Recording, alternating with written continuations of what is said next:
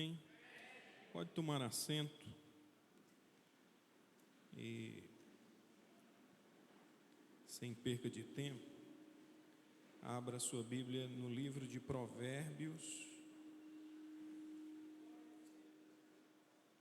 Provérbios de número 4. Provérbios de número 4. Vamos fazer a leitura de um verso, que é o verso de número 26. Provérbios de número 4 e o verso de número 26.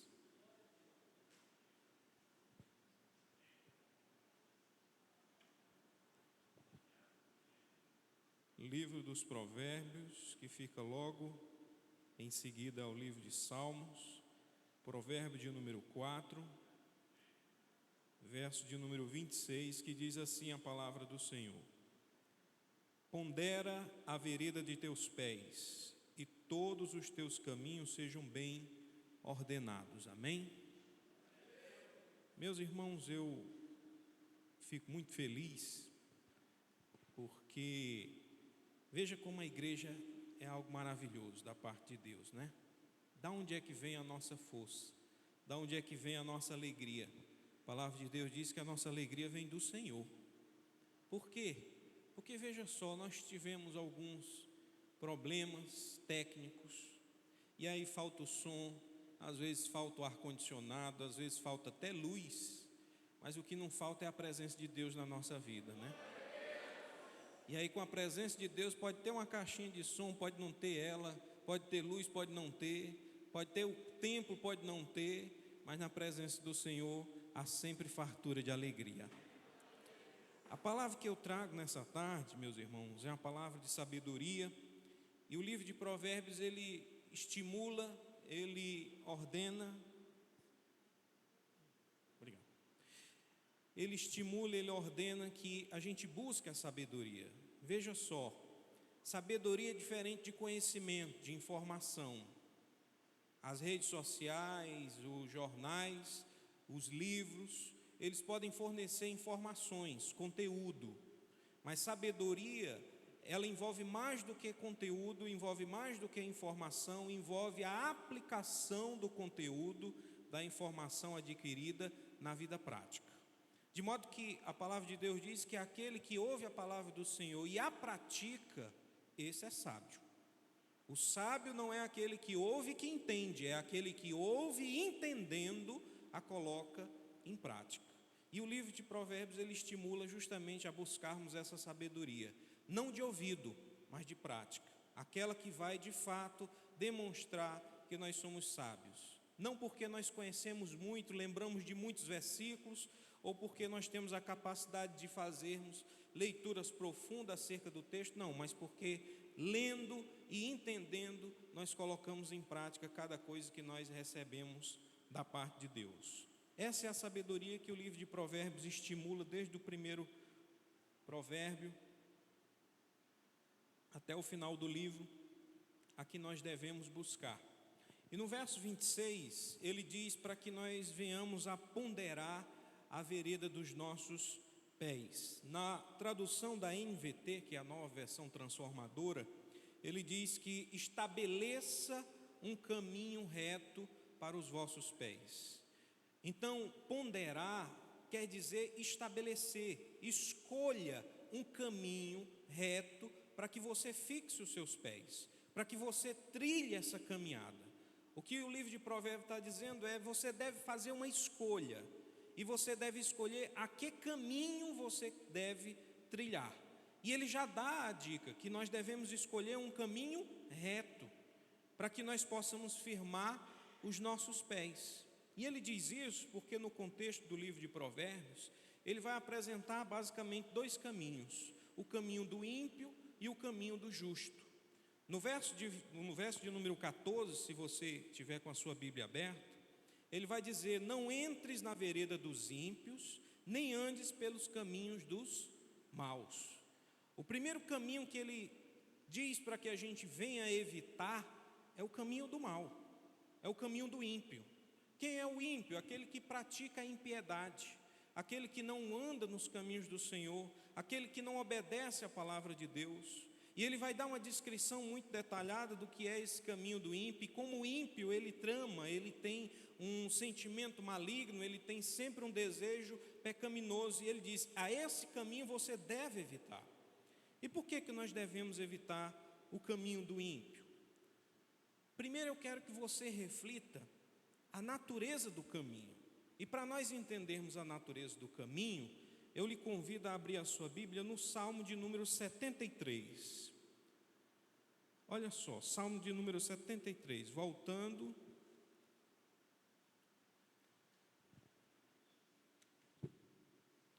É um salmo conhecido, pelo menos eu julgo que seja.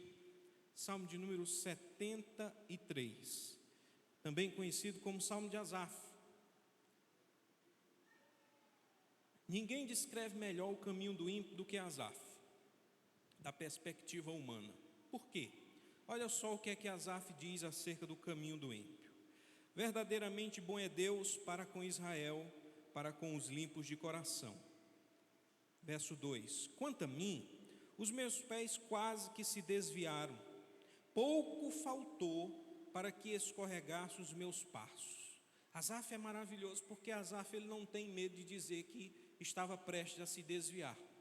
Às vezes a gente quer ocultar a natureza do nosso coração, o que nós estamos sentindo, mas a Bíblia diz que se nós não confessarmos os nossos pecados, nós não seremos perdoados, nós não seremos sarados.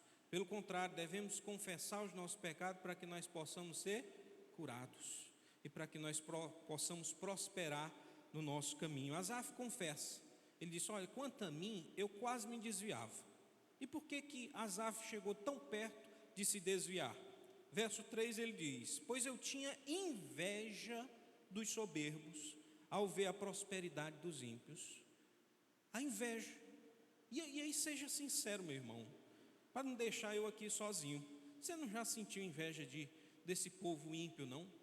Gente que não tem temor a Deus, que não respeita a palavra de Deus, e que o camarada bebe, que o camarada se droga, que faz tudo que não presta, mas o homem é rico, o homem tem tudo na mão, é tudo muito fácil, a gente sofre todo dia e esse homem tem tudo nas mãos, e a gente fica olhando e diz assim: rapaz, eu acho que eu estou fazendo papel de besta aqui, porque o ímpio, sem temor a Deus, só prospera.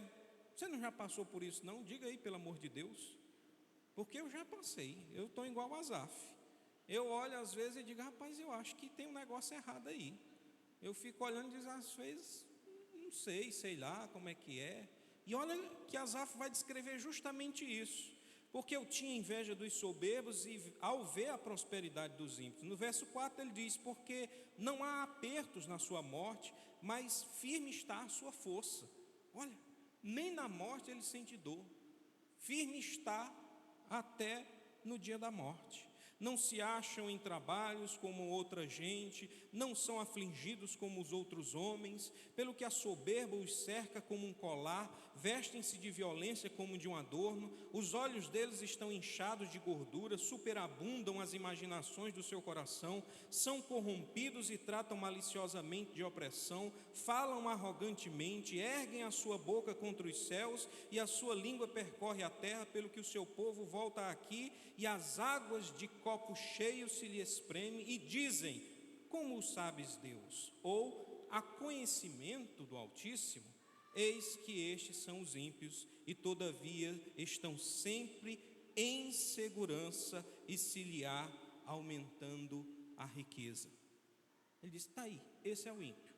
É o cara que não tem temor a Deus, é o cara que blasfema e é o cara que continua enriquecendo, é o cara que continua prosperando, que não tem trabalho para ele, tudo é muito fácil. Enquanto você passa a semana todinha trabalhando, ele passa a semana todinha viajando, tirando foto, vai para o resort, aí no resort lá, ao inclusive, ele paga, tudo pago lá, ele come, ele bebe, ele dorme, ele farria, ele vai fazer tudo, e você lá trabalhando que nem um jumento, e nada de vir em bênção, e você diz: rapaz, cadê aquela prosperidade que o Senhor falou?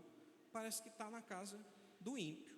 O negócio não está muito certo não, as contas não estão fechando aqui não. E aí você vai fazer alguma coisa, quando você pensa, porque é assim, a vida da gente é uma luta constante. Você pensa que vai sobrar algum dinheiro, Aí você diz: não, agora paguei aquele boleto, está tudo certo, agora vai sobrar um dinheirinho, esse dinheiro que eu pagava o boleto, agora. Aí quebra alguma coisa dentro de casa.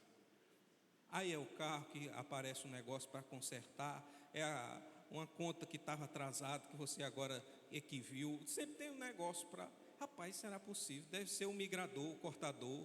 Tem algum negócio aqui, eu vou chamar as irmãs para fazer uma campanha de libertação. Só pode ser um atraso na minha vida. E o ímpio prosperando. E o camarada lá, caloteiro, que não paga as contas, é carro novo, é moto nova, é uma casa nova, é viajando. E você diz: não, isso não está certo não.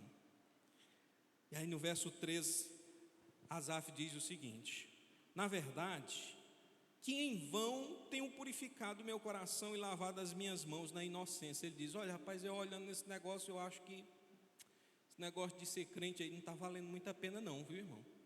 Eu acho que bom mesmo é ser sem vergonha, hein? Porque aí é onde você consegue as coisas mais fácil, né? Aí você consegue dar um suborno, o negócio fica mais facilitado. Se você quer fazer o negócio direitinho, aí você vai encontrar obstáculo por tudo. Porque aqui no Brasil, basicamente, é assim. Parece que Asaf viveu no Brasil, né? Porque no Brasil, eles criam a dificuldade para vender a facilidade. É sempre assim. Aí você, rapaz, eu acho que vale a pena não, pastor, o negócio está difícil demais, e tem gente sem vergonha lá no meu trabalho, tentando passar a perna, e o camarada está dando certo, está dando certo, mas não está certo. Essa é a diferença. Às vezes tem coisas que está dando certo, mas não está certo, em algum momento vai quebrar, vai chegar a conta, e é isso que Asaf até então não tinha entendido, até que vem o verso 14, quando ele diz: pois todo dia tenho sido afligido e castigado cada manhã. Ele diz: olha, eu sofro todo dia, e o ímpio nessas condições está errado. Se eu dissesse, também falarei assim, ele disse: olha, se eu fizesse como o ímpio está fazendo, começasse a blasfemar de Deus, até a minha geração seria amaldiçoada. Esse ímpio não sofre nada, mas se eu fizesse, não é assim? Você olha e diz assim: rapaz, um sem vergonha desse, anda desse jeito, todo errado. Se fosse eu que fizesse, na primeira vez que eu fizesse, dava errado. Parece que eu estou vendo. E é desse jeito mesmo. Teve um camarada uma vez que me chegou, aí ele me pediu para ajudar ele. Tinha traído a esposa dele, olha. Eu digo: rapaz, é um negócio complicado, né? Traiu a esposa dele, mas veja só, não havia arrependimento. Sabe qual era a preocupação dele? Sabe o que foi que ele disse? Ele disse assim: pastor, mas como é que pode? Foi a primeira vez, e na primeira a mulher já descobriu. Eu digo: está vendo como é sem vergonha? Que ele não estava com remorso porque tinha traído a esposa, nem nada disso não. Ele estava com remorso porque ele fracassou na primeira tentativa.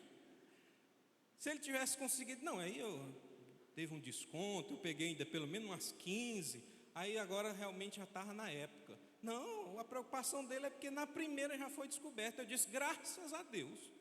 Você ainda queria enfeitar a marra a cabeça da irmã? Não tem condições não. Então tem gente que olha e diz assim: rapaz, como é que pode? Se fosse eu fazendo o que o ímpio faz, eu estaria sendo castigado. Aí vem o verso 16. Quando pensava em compreender isto, fiquei sobremodo perturbado. E qualquer um que tente fechar essa conta realmente fica nessas condições. Porque às vezes a gente não entende, irmão, por que o ímpio prospera e o justo sofre tanto. E às vezes a gente tende a achar que é fazendo aquilo que o ímpio faz que nós vamos conquistar alguma coisa para a nossa vida. Mas veja, meu irmão, nós fomos chamados para sermos sal e luz deste mundo. É nós que devemos ser o referencial e não o ímpio referencial da igreja. É nós que devemos apresentar um modo de conduta, padrão de vida que deve ser imitado, e não nós imitarmos o que o mundo está a oferecer. Por quê? Porque no verso 17 ele começa a explicar a revelação. Até que entrei no santuário de Deus, então entendi eu o fim deles. Olha só. Asaf, depois de ter reconhecido tudo aquilo que o ímpio estava passando, veio um terremoto, um turbilhão de sentimentos dentro do seu coração. Ele começou a pensar até em se desviar do caminho do Senhor. Não estava entendendo nada, mas Asaf era um homem justo. E por que é um homem justo?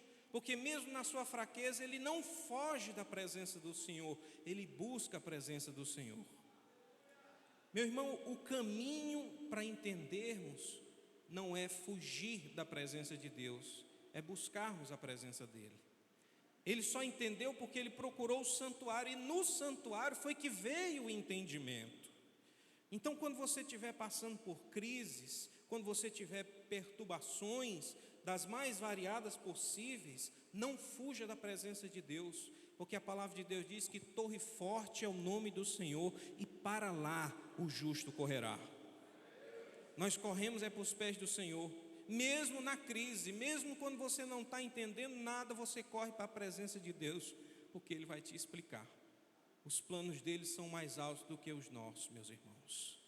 E aí quando ele chega no santuário, verso 18: certamente tu o pusestes em lugares escorregadios, tu os lanças em destruição, como cai na desolação, quase num momento ficam também totalmente consumidos de terrores. Como faz com um sonho o que acorda, assim, ó Senhor, quando acordares, desprezarás a aparência deles. Aqui está a natureza do caminho do ímpio. O caminho do ímpio, ele é enganoso.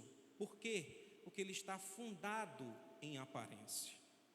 A aparência do caminho do ímpio muitas vezes parece ser um caminho prazeroso. Por quê? Porque ele apresenta riqueza, ele apresenta prosperidade, ele apresenta folga, não há aperto, não há dificuldades. Você olha e diz, está tudo fácil para ele. Mas não se esqueça, Asaf diz que é o aparente caminho do ímpio é que apresenta todas essas coisas, mas é só a aparência. Como eu disse, a palavra de Deus diz que há caminhos de vida e há caminhos para a morte. O caminho do ímpio conduz à morte, meus irmãos. Ele pode parecer bom, mas Provérbios também diz que há caminhos que parecem bons aos nossos olhos, mas o fim dele é a morte. Então não se confunda, não é pelo caminho do ímpio que você vai prosperar, esse você tem que rejeitar. E qual é o caminho que eu devo escolher, irmão Carlos? Volte lá para o livro de Provérbios, no capítulo 4, no texto que nós lemos nessa tarde.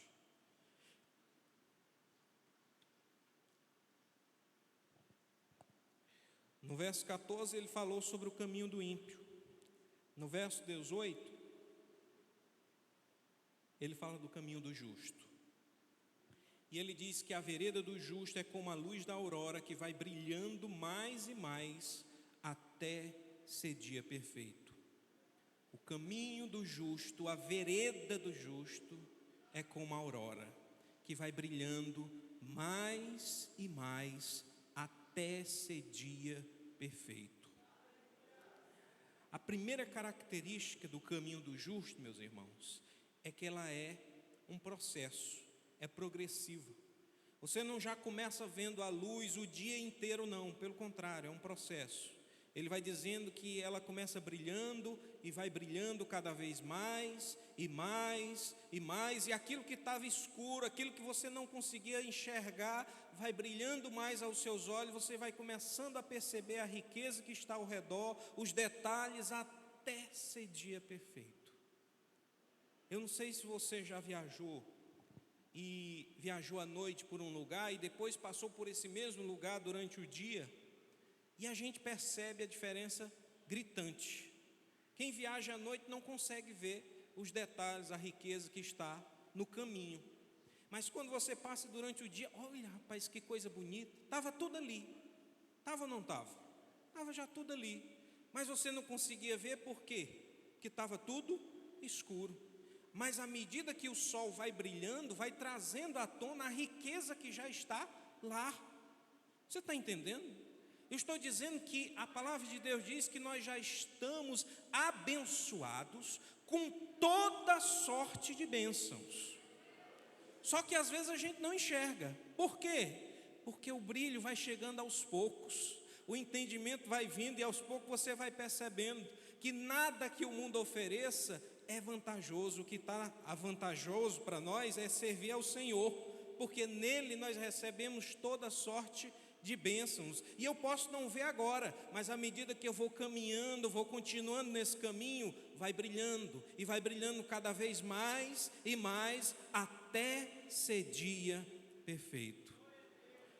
E aí quando chegar esse dia perfeito, meu irmão, que eu imagino que seja lá na glória, nós vamos enxergar toda a riqueza que o Senhor nos deu nessa vida e que nos preparou para a vida eterna. E aí nós vamos olhar e dizer: valeu a pena seguir esse caminho. Então o caminho do justo é um processo. Não nasce já brilhoso, brilhante. Não, é um processo. Vai brilhando aos poucos, até a gente chegar nesse dia perfeito. E como é que nós chegamos lá, irmão Carlos? Como é que se trilha o caminho do justo? Para isso, eu peço que você abra a sua Bíblia agora de novo no Salmo, só que agora no Salmo de número 37, para ver como devemos proceder.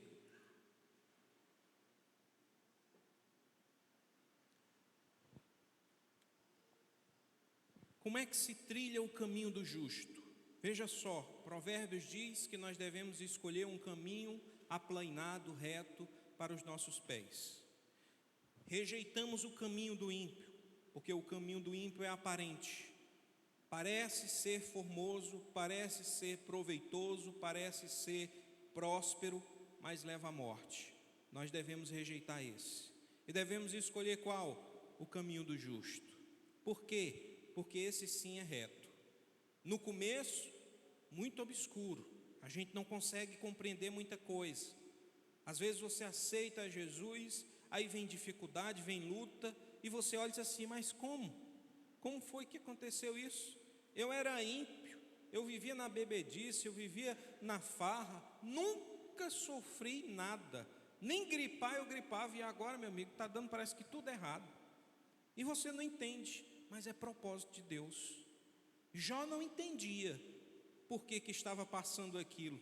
Jó estava tudo bem, Deus disse que o homem era justo, temente a Deus, e como é que um homem desse passa pelo que passa? Ele não entendia.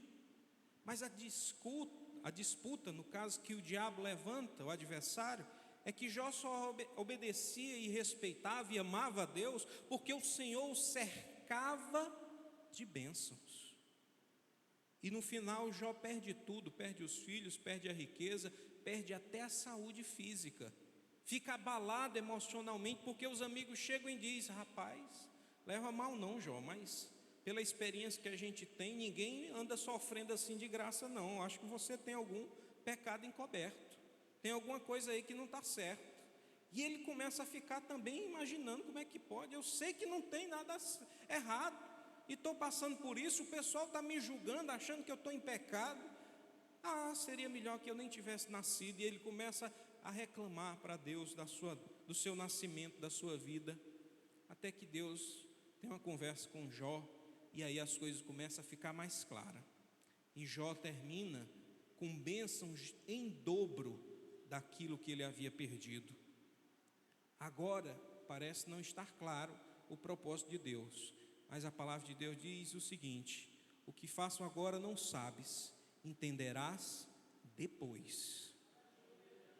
Até lá, confiança, acreditar que o Senhor está te conduzindo para um bom lugar.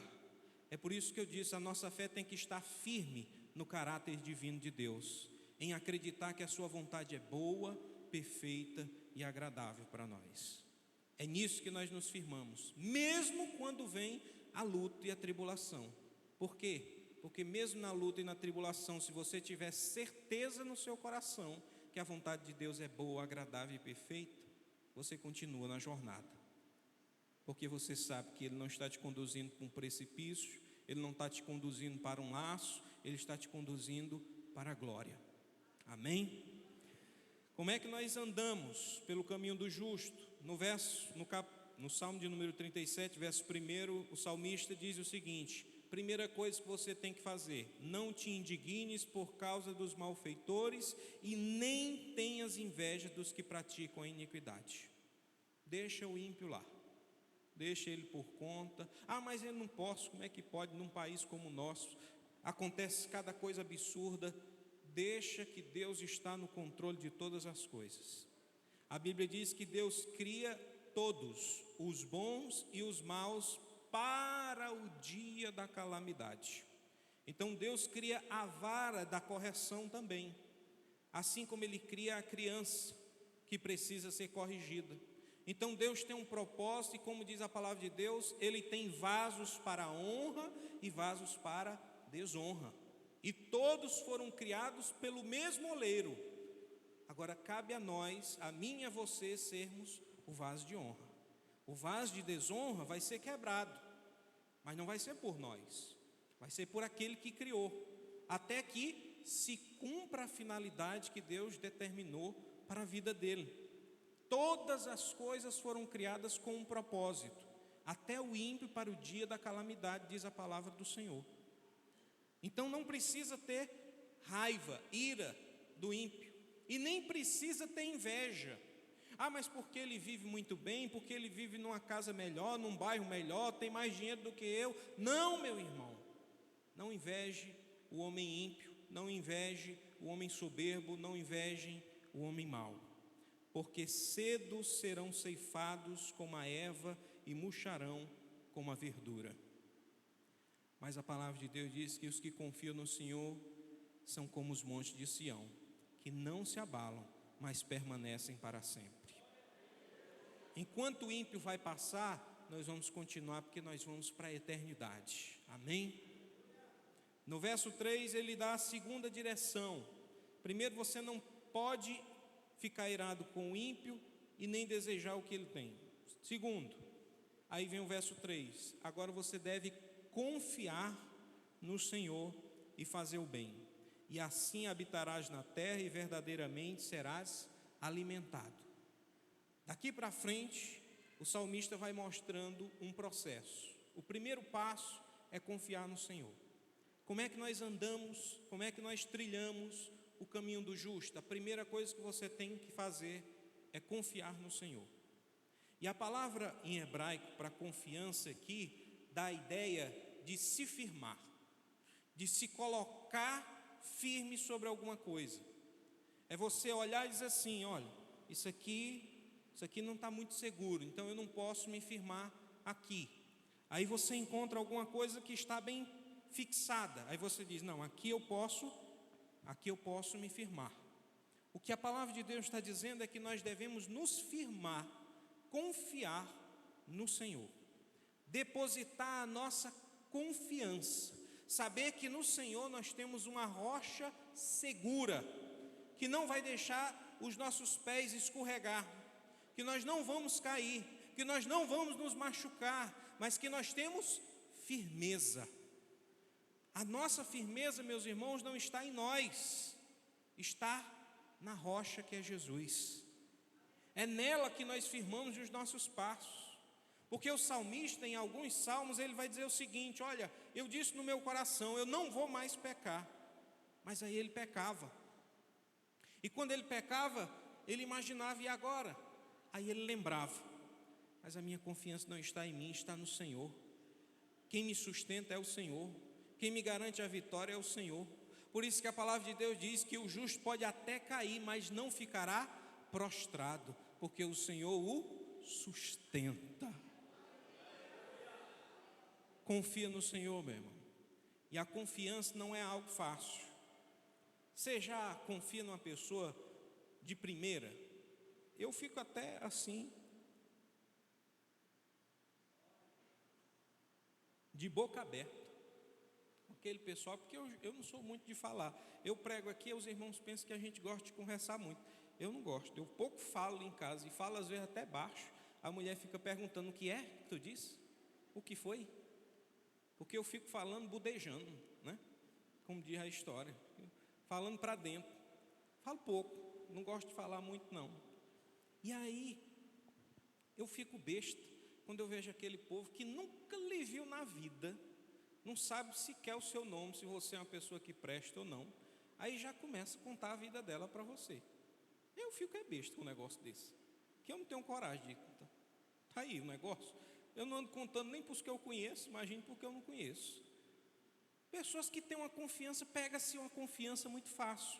Mas essas pessoas que fazem assim, com a confiança tão muito aberta, costumam se machucar muito. Por quê? Porque andam confiando em qualquer pessoa. Meu irmão, você não pode estar confiando em qualquer pessoa, nem pode estar entregando seu coração a qualquer um. Lembra daquela mulher que perdeu o filho? E aí ela vai procurar quem? O profeta, porque ela não pediu filho a ninguém, não estava atrás de filho, prometeram a ela, o menino nasceu e disse, pois eu vou agora procurar o camarada que profetizou e trouxe esse menino. E no caminho todo mundo vai perguntando, e aí, como é que tu está? Vai bem? Vai tudo bem. O menino morto em casa. Vai tudo bem. Por quê? Ela disse, eu vou falar para uma pessoa que não vai resolver? Meu irmão, deixe de falar as suas coisas, as suas dificuldades para quem não vai resolver. Busca ao Senhor. Vai até os pés do Senhor. A Bíblia diz que quando você orar, entra no teu quarto, fecha a porta e ora em secreto, porque o Senhor vai te dar a vitória em público. É assim que nós procedemos, irmãos. Nós buscamos o Senhor em secreto, mas a vitória, quando vier, vai vir em público, amém? Mas isso é para quem confia, e confiar é ter a certeza, vou ficar aqui, porque aqui é onde está a firmeza, aqui é onde está a segurança. Não, mas ali, não, eu vou ficar aqui, aqui é a minha rocha, aqui foi o lugar de segurança que o Senhor me colocou. Meus irmãos, essa confiança ela tem que ser forjada, porque como eu disse, como você não confia em qualquer pessoa e não deve confiar, aquelas que você confia é porque você já tem o quê? Algum tempo com ela, é porque você já passou situações com ela, e você vai vivenciando, e essa experiência ela vai te dando a noção de quem você pode confiar e quem você não pode confiar, a quem você pode dar os seus segredos e a quem você não pode. O que a palavra de Deus está dizendo é que nós temos que cultivar um relacionamento com Deus até que nós possamos fazer dele a nossa rocha.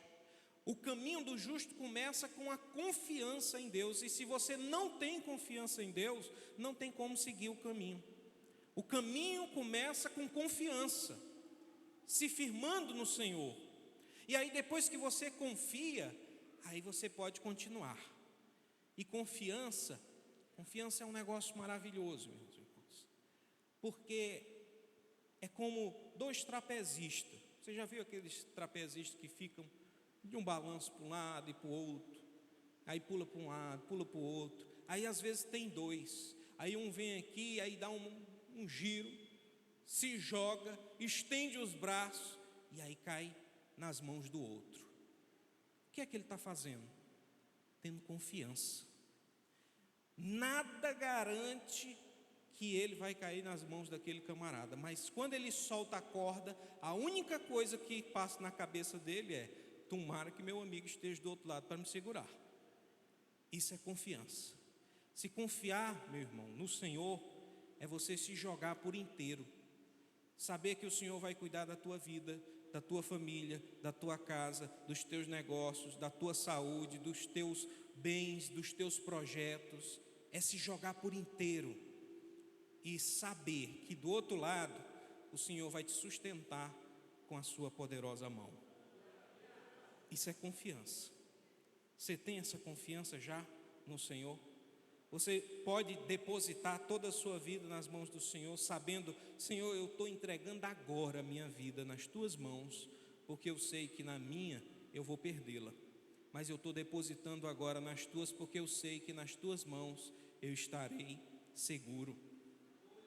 Isso é confiança. O segundo passo tem a ver com deleita-te. No verso 4 ele diz: deleita-te também no Senhor e Ele te concederá o que deseja o teu coração. E a palavra aqui para deleite é satisfação, é gozo, alegria. Primeira coisa que nós temos que fazer para aqueles que querem caminhar o caminho da justiça é confiar no Senhor. O O segundo passo é ter prazer no Senhor. Deleitar-se no Senhor é ter prazer. Prazer. Porque tem gente que diz assim: irmão Carlos, pai, ser crente é um negócio tão difícil, né? É mais ou menos aquele meme que tem na internet daquele velho que já foi tudo no mundo, já foi vereador, já foi o diabo a sete. Aí o cara diz: rapaz, agora eu inventei um negócio meio difícil. Eu inventei agora de ser evangélico. Você não pode comer, você não pode beber, você não pode fumar, você não pode mentir. E você ainda corre o risco de não ir para o céu. Ainda corre o risco de não ir para o céu. Negócio difícil. Tem irmão que é desse jeito. Rapaz, eu inventei um negócio difícil, há faz alguns anos aí, esse negócio de ser evangélico. Mas a palavra de Deus diz uma coisa diferente. A palavra do Senhor diz que os seus mandamentos não são pesados. Não são pesados. Então tem alguma coisa errada. O que é que está errado? A palavra de Deus? Nunca. A palavra de Deus nunca está errada. Agora, se está sendo pesado, se você não está encontrando prazer, se para você servir a Deus é uma luta, é um sufoco, é um sacrifício constante, é um negócio que dói, um negócio que você faz murmurando, porque tem coisas que a gente faz, meu amigo, murmurando. Porque você vai trabalhar num dia de chuva. Quem é que vai trabalhar num dia de chuva alegre, contente? Eu tenho uma raiva muito grande. Eu fosse presidente do país, no dia de chuva você ficava em casa. Era um decreto. Porque eu acho uma covardia. Você está lá todo enroladinho naquele lençol de rede, abraçado. Oh, rapaz. Jesus chegando dá até trabalho de você subir. Você diz: ô Senhor, espera só mais um pouquinho. Deixa a chuva passar. Tão bom tá enroladinho. Aí você olha e o diabo do alarme começa a apitar. Uma coisa eu digo, meu irmão, faço uma coisa. Eu colocava louvor, olha a besteira que eu fazia. Eu colocava um louvor no alarme. Só que aí toda vez que o alarme me acordava, eu já ficava indignado. Aí eu comecei a ficar com raiva do louvor. Aonde eu ouvia, eu já ficava possesso. Porque me lembrava uma coisa ruim, que era me levantar cedo para ir trabalhar. Aí eu digo: não, está errado, eu vou tirar. Aí eu boto só aquelas musiquinhas chata que fica enchendo o saco da gente, que aí já é para isso mesmo. Então você olha e diz: rapaz, logo hoje, rapaz, numa chuva dessa, mas você levanta e vai. Obrigado. Ruim, mas vai. Meu amigo, se você está servindo ao Senhor desse jeito, está errado, meu irmão. Servir ao Senhor é um deleite. É algo prazeroso. Não é acordar de manhãzinha cedo para ir trabalhar. É acordar 9 horas para ir para a praia. Entendeu? Para ir para a praia, tudo pago. Oh, coisa maravilhosa. Os irmãos te chamando: pode vir, irmão, está tudo pago já. Tem uma casa aqui de frente para a praia. Os irmãos estão tudo aqui. Ele diz: rapaz, isso é uma confirmação de Deus. Se você não tiver dinheiro, você pede emprestado para ir. É assim, irmão. Servir a Deus tem que ser uma alegria, tem que ser algo prazeroso. Alegrei quando me disseram: vamos à casa do Senhor. Só em dizer vamos para a casa do Senhor, ele disse: oh glória! Que coisa maravilhosa, irmãos. É assim. Tem luta? Tem. Mas quando você olha para a vitória que o Senhor tem preparado para nós, toda luta, meu irmão, é pequena. Porque o que Ele tem preparado para nós é muito maior.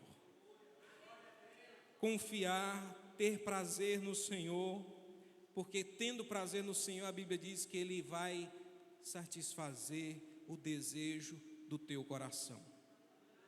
Às vezes você está lutando, querendo tanto uma coisa, mas aí a palavra de Deus diz assim: pedi e nada recebeis. Por quê? Porque vocês pedem mal.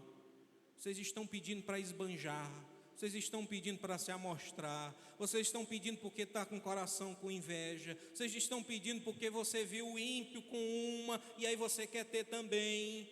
Isso não vai receber não. Por quê? Porque o Senhor não está aqui para te fazer satisfeito nessas coisas. Ele está para satisfazer o deleite do teu coração a partir do momento que você se deleitar na obra do Senhor, tiver prazer em servi-lo. Meu irmão, veja só, eu tenho a minha filha, E aí, às vezes a gente tem que corrigir, porque faz parte do papel do pai. A gente corrige, que é justamente para não se perder. Mas eu, como pai, ela não gosta muito de pedir as coisas, não. Graças a Deus. Nunca foi de estar botando boneco num supermercado. Eu quero, porque quero um negócio desse. Não, nunca teve esse problema. Nunca foi de me exigir. Às vezes ela tem desejo nas coisas, mas ela não quer. Não, porque é caro, né, pai? Vai custar, não sei o que. Eu digo, não, o que é que você quer? Ah, eu queria isso aqui. Aí eu vou lá e compro e dou. E tenho o prazer de fazer isso. Por quê? Porque é uma pessoa que me dá alegria.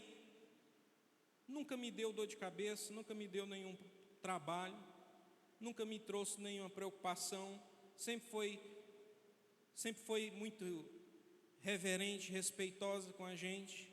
Às vezes está querendo fugir, aí a gente dá uma puxada aqui, que é para poder ter uma noção de, opa, peraí, ainda, tenha calma, vá devagar. Vai devagar, como dizia minha mãe, vai devagar com andor, que o santo é de barro, não é? Vai devagarzinho. Mas é isso, a gente vai fazendo para poder melhorar como pessoa. E eu acredito que a alegria de todo pai, aqui eu tenho alguns, o pastor César tem as meninas dele, eu vi aqui, a gente participou do casamento, eu estive aqui no casamento da Aninha, está lá, com o Lourão, e eu digo, é muita felicidade para um pai poder ter criado os filhos no caminho do Senhor, estarem casando na casa do Senhor, estar dando continuidade àquilo que receberam, porque não foram para o mundo, continuam aqui na presença de Deus, servindo ao Senhor. Isso é maravilhoso. E a alegria de um pai não é uma remuneração, porque ninguém é pago para cuidar dos filhos, dos próprios filhos não. Mas a gente tem uma alegria. Qual é a alegria? A nossa alegria é ver os nossos filhos também felizes. Eu não sei se você está entendendo. O que eu estou dizendo é que você deve se preocupar menos com o que você quer e se preocupar mais em agradar o Senhor. Porque quanto mais você tiver prazer no Senhor, o Senhor terá prazer em ti e satisfará o desejo do teu coração. Deus sabe as tuas necessidades, meus irmãos. Deus sabe o que é que você precisa, de fato. Não é o que você está querendo agora, mas o que você precisa de fato. E quando você começa a se deleitar no Senhor, o Senhor tem prazer de te abençoar. Sem você pedir, de repente chega o presente. Porque o nosso Deus não é um carrasco, é Pai. Amém? O outro passo, no verso 5, ele diz, entrega o teu caminho ao Senhor. Confia nele, e ele tudo fará. Primeiro passo é a confiança. O segundo é o deleite, ter prazer. O terceiro é entregar o teu caminho ao Senhor. Tem muita gente que chegou aqui com projetos, com planos, com um caminho já preparado, com um projeto já estabelecido. E o que é que o Senhor está te pedindo? Entrega esse teu projeto, entrega este caminho ao Senhor. O Senhor está te pedindo para abrir mão dos teus projetos, dos teus caminhos. Para quê? Para caminhar no caminho que Ele tem preparado para ti. Mas só faz isso quem? Quem tem confiança e quem tem prazer no Senhor. Por isso que eu disse, sem a confiança não vai. Sem o prazer, também não vai. É um passo a passo, é brilhando aos poucos, até ser dia perfeito, irmão. Começa com confiança, depois começa com prazer. Aí agora que você tem confiança e prazer no Senhor, você vai ter coragem de entregar a Ele os teus planos e os teus projetos. Senhor, está aqui a minha vida nas tuas mãos. O que eu queria para mim era isso, mas agora eu estou abrindo mão e entregando ao Senhor, porque eu não quero fazer a minha vontade, eu quero fazer a tua vontade. E está disposto a ouvir e obedecer a direção do Senhor. E às vezes, meu irmão, Deus vai te levar para lugares estreitos, e você tem que estar preparado. Por quê? O apóstolo Paulo disse que ele estava se preparando para voltar para Jerusalém. Ele reúne os irmãos na praia, se despede, e ao se despedir ele disse, agora eu estou indo. não sabendo o que vai me acontecer, a não ser que me esperam prisões, açoites, todo tipo de adversidade, todo tipo de adversidade. Paulo sabia de tudo aquilo que aconteceria com ele, ou tinha mais ou menos uma noção, e mesmo assim, ele estava disposto a obedecer ao chamado do Senhor. Meus irmãos, isso só faz quem tem confiança e prazer no Senhor. E eu lhe pergunto, você acha que o apóstolo Paulo ficou arrependido do que aconteceu com ele? Ficou não, meu irmão. Porque ele pode ter perdido tudo nesta terra, mas está preparado para ele e para aqueles que obedecem e são fiéis ao Senhor, uma coroa de glória inacessível que o mundo não pode corromper, que está preparado desde já, não só para o apóstolo Paulo, mas para todos aqueles que obedecem e que confiam no Senhor. Por isso, meu irmão, o terceiro passo é entregar o teu caminho e andar no caminho do Senhor, para aquele caminho que Ele tem preparado. E por fim, no verso 7 ele deixa claro dizendo: descansa no Senhor e espera nele, e não te indignes por causa daquele que prospera em seu caminho, por causa do homem que executa astutos intentos. Descansa. Esse é o último passo. Teria muito mais a dizer, mas esses daqui já são suficientes. Primeiro, confia. Segundo, tem prazer no Senhor. Terceiro, entrega o teu caminho. Quarto, você agora tem que descansar. Descansar. Descansar é o quê? Já fiz a minha parte. Agora é esperar. E quem espera? Quem espera no Senhor, alcança. Mas aqueles que correm com a sua própria força, a Bíblia diz que de exaustos caem. Exaustos. Meu irmão, você tem estado cansado? Você já lutou, já trabalhou, já fez muita coisa e você não consegue conquistar aquilo que você almeja? E você está aqui sufocado, você está que nem cachorro correndo atrás do próprio rabo. Você está nessa situação? Se você está nessa situação, meu irmão, você veio no lugar certo. Porque é a hora de você agora abandonar esta vida e se entregar ao Senhor.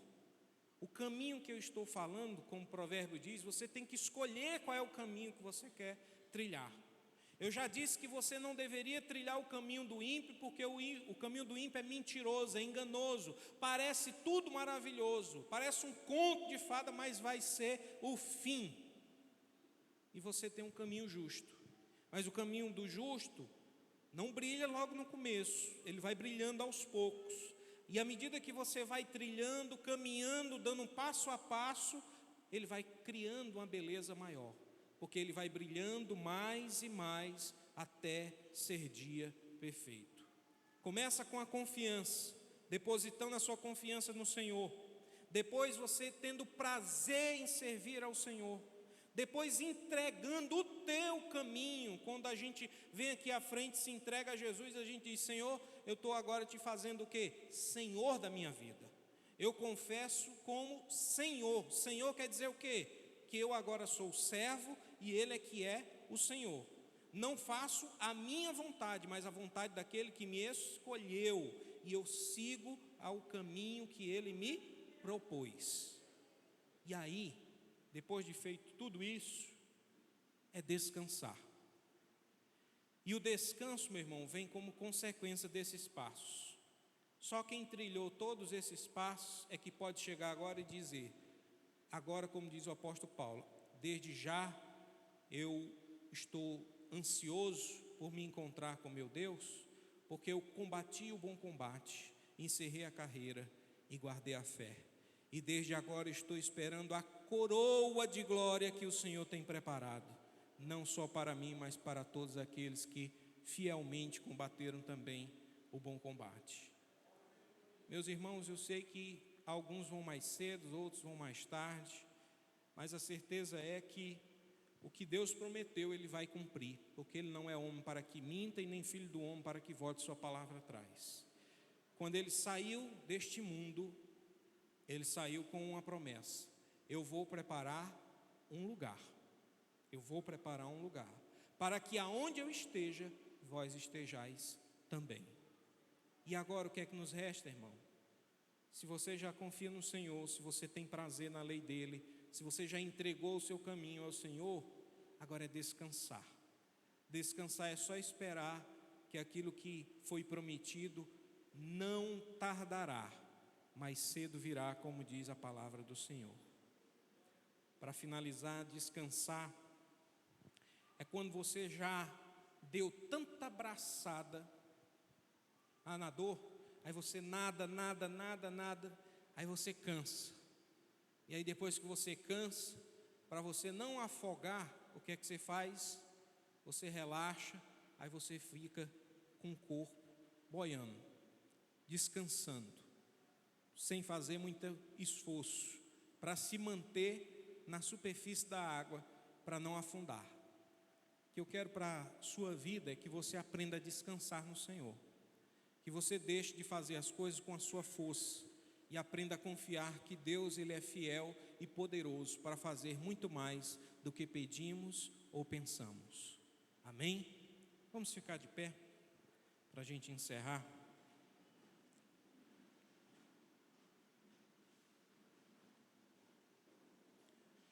A escolha do caminho é sua. A escolha do caminho é sua.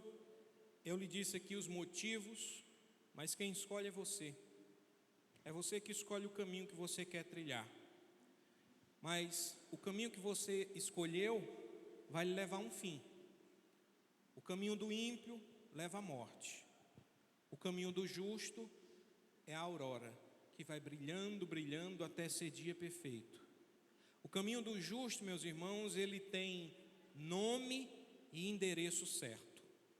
Não é um beco, não é uma rua sem saída, é um caminho com nome e destino certo. O nome desse caminho está lá em João capítulo 14, verso 6, quando Jesus diz: eu sou o caminho, a verdade e a vida, e ninguém vem ao Pai a não ser por mim. O nome do caminho é Jesus, irmãos, e o destino é o Pai, é a eternidade, é a glória.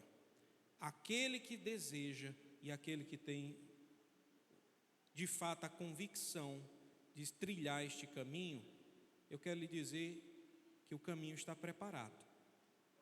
Falta você agora tomar a decisão, amém?